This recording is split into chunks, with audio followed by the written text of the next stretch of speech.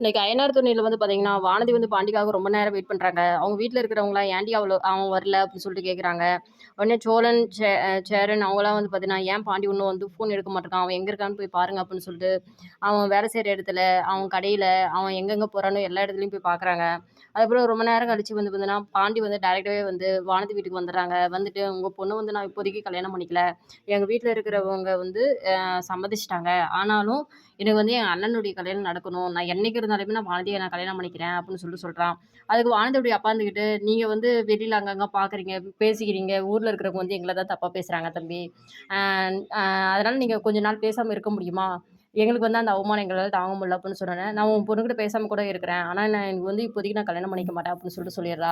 உடனே வந்து பார்த்தீங்கன்னா, வானதி வந்து பாண்டி கிட்ட தனியா வந்து, ஏன் பாண்டி என்னைய வந்து இவ்ளோ கஷ்டப்படுத்துற? நீ வேண்டான்னு சொல்லியிருந்தா மின்னயே காலையில வந்தல்ல, காலையில நீங்க சொல்லியிருக்கலாம்ல அப்படின்னு சொல்லிட்டு சொல்றா. உடனே வந்துட்டு, இல்ல நான் காலைல வந்து எந்த முடிவு எடுக்கிறதுன்னு தெரியாமலே இருந்தேன். எனக்கு இப்ப தான் வந்து ஒரு தெளிவான ஒரு முடிவு எனக்கு கிடைக்கல. இப்ப தான் கிடைச்சிருக்கு. நான் என்னைக்கு இருந்தாலும் உன்ன கல்யாணம் பண்ணிக்கிறேன் வானதி. எனக்கு உன்ன ரொம்ப பிடிக்கும். அதுக்குள்ள என் தம்பிக்கு என் அண்ணனுக்கு கல்யாணம் பண்ணிடணும் அப்படின்ற மாரி சொல்றாங்க. இன்னும் எத்தன நாளைக்கு தான் நீங்க அவங்கள பத்தி யோசிப்பீங்க? என்னுடைய மனநலன பத்தி நீ யோசிக்கவே மாட்டியா? அப்படின்றத மறுபடியும் மறுபடியும் கொஸ்டின் பண்றாங்க. இதனாலேயே இவங்க பிரிஞ்சிடுவாங்க நான்